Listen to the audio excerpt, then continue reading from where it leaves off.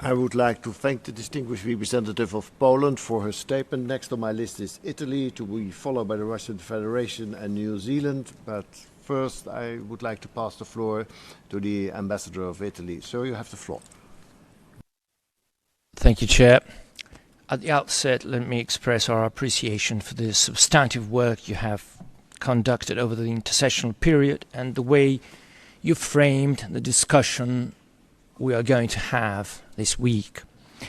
We consider this rolling text a fair reflection of our discussions, as well as a very good and concrete starting point to make progress towards the identification of provisional consensual elements.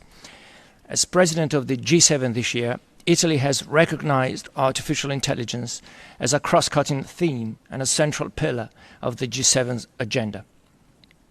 Advances in weapons technology, especially the growing automation of weaponry, create new complex challenges.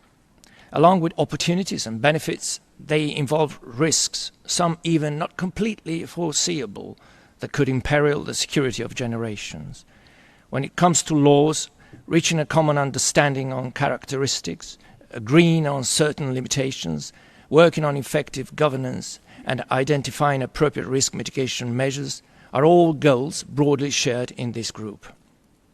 Italy is fully committed to advancing the discussion on the development of elements of a future instrument that, according to the two-tier approach, should set clear prohibitions and regulations, while, according to our mandate, we should agree on a set of elements of an instrument without prejudging its nature.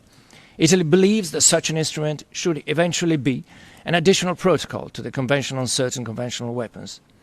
By this instrument, the development and use of lethal autonomous weapons systems would fully comply with the principles of international humanitarian law, preserve sufficient human control, and ensure accountability.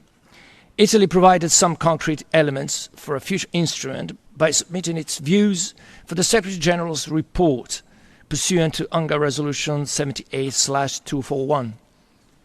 We consider the report issued by the Secretary-General a useful compendium of the most recent positions of many states parties on laws that can help move the debate forward. It has been 10 years since an international debate on lethal autonomous weapon systems was launched under the CCW. We are encouraged by the level of convergence reached over time. Let me add that the CCW remains the best and most appropriate forum for this debate.